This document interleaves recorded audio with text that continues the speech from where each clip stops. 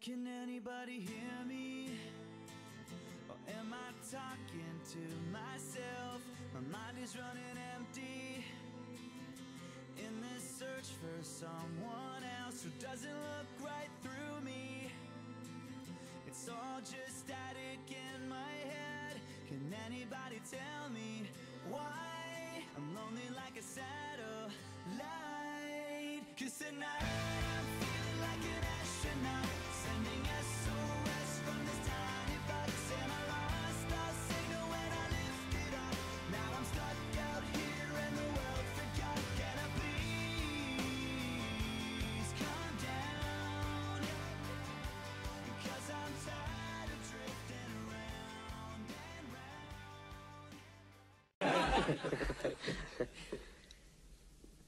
¿Por qué he subido aquí? ¿Quién lo sabe? Para sentirse más alto. ¡No! Pero gracias por contestar. Me he subido a mi mesa para recordarme que debemos mirar constantemente las cosas de un modo diferente.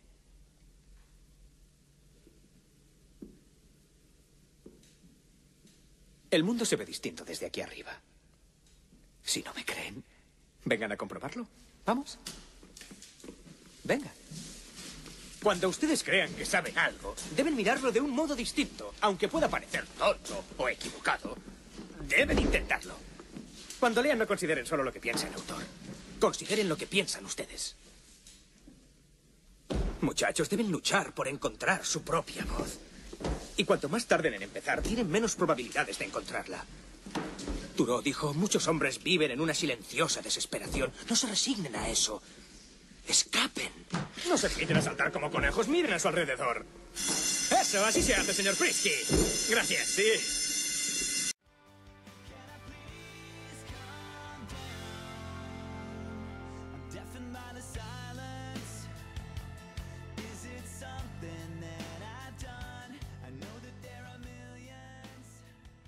Señores, abran el libro por la página 21 de la introducción. Señor Perry, ¿quiere leer el párrafo inicial del prólogo titulado Entender la poesía? Entender la poesía, por J. Evans Pritchard, doctor en filosofía. Para entender a fondo la poesía, debemos antes familiarizarnos con su métrica, rima y figuras retóricas. Y luego hacernos dos preguntas. Una, ¿con cuánto talento se ha conseguido el objetivo del poema? Y dos, ¿qué importancia tiene dicho objetivo? La pregunta 1 mide la perfección del poema. La pregunta 2, su importancia. Y una vez estas preguntas están contestadas, determinar la grandeza resulta una tarea relativamente fácil. Si la medida de perfección del poema se coloca en la horizontal de una gráfica y su importancia se marca en la vertical,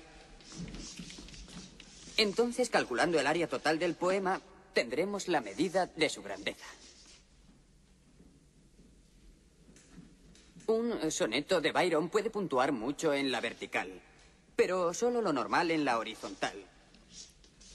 Un soneto de Shakespeare, por otra parte, medirá mucho horizontal y verticalmente, dando un área masiva total que nos revelará que el poema es verdaderamente grande. Al ir viendo los poemas de este libro, practiquen este método de medición. Al aumentar su habilidad para evaluar los poemas de esta manera, también aumentará su disfrute y comprensión de la poesía.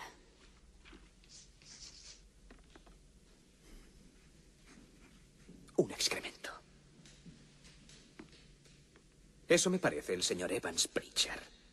No se trata de tuberías. Hablamos de poesía. ¿Cómo se puede describir a la poesía como el concurso de Miss América? Sí, me gusta Byron, le doy 42 puntos, pero le fallan las piernas. Quiero que todos arranquen esa página. Sigan rompiendo, señores.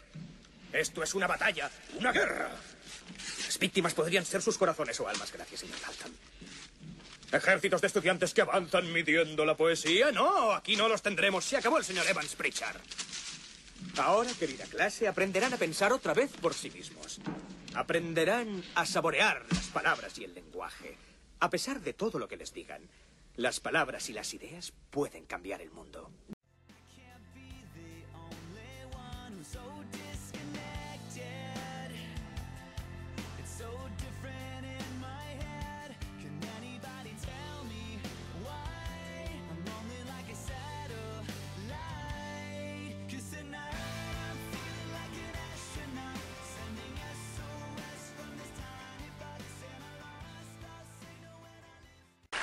So it turns out that mathematics is a very powerful language. It has generated considerable insight in physics, in biology, and in economics, but not that much in the humanities and in history.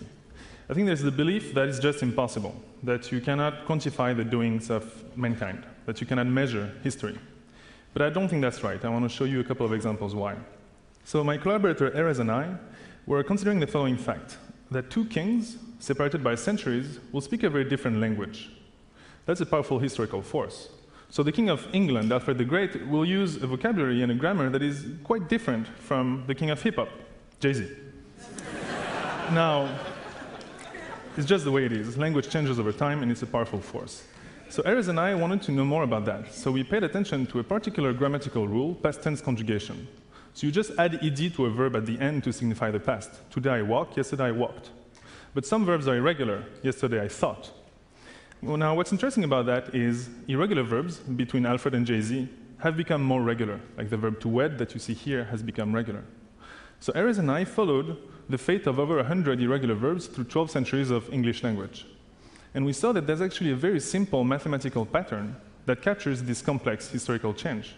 Namely, if a verb is 100 times more frequent than another, it regularizes 10 times slower. That's a piece of history, but it comes in a mathematical wrapping. Now, in some cases, math can even help explain or propose explanations for historical forces. So here, Steve Pinker and I were considering the magnitude of wars during the last 2 centuries. There's actually a well-known regularity to them, where the number of wars that are 100 times deadlier is 10 times smaller. So there are 30 wars that are about as deadly as the 6 Days War. But there's only 4 wars that are 100 times deadlier, like World War I. I think as in the next decade, the sciences and the humanities will come closer together to be able to answer deep questions about mankind. And I think that mathematics will be a very powerful language to do that. It will be able to reveal new trends in our history, sometimes to explain them, and maybe even in the future to predict what's going to happen.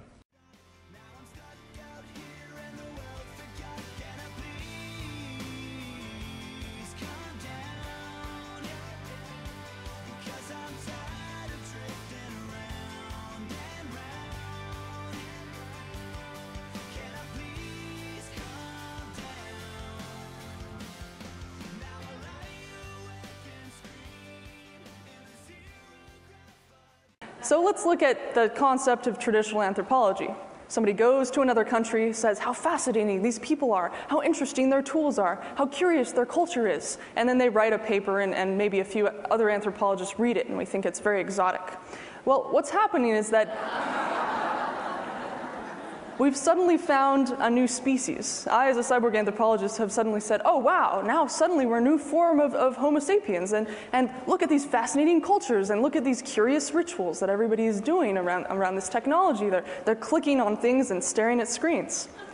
Now, there's a reason why I study this versus traditional anthropology, and the reason is that tool use, in the beginning, for thousands and thousands of years, everything has been a physical modification of self. It has helped us to extend our physical selves, go faster, hit things harder, and there's been a limit on that. But now what we're looking at is not an extension of the physical self, but an extension of the mental self. And because of that, we're able to travel faster, communicate differently.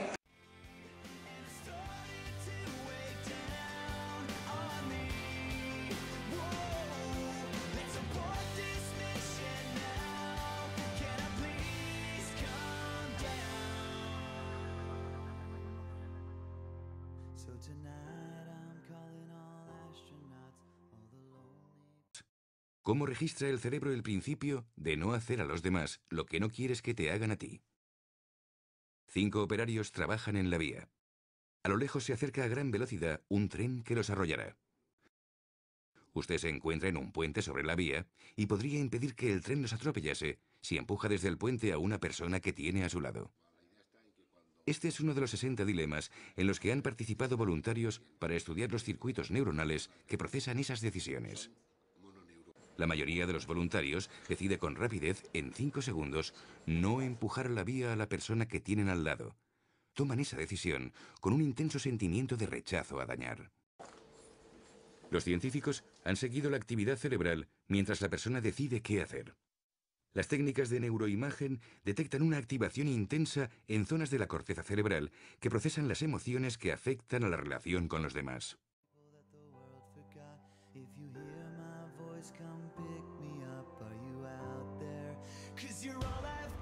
Tonight I'm feeling like an astronaut, sending a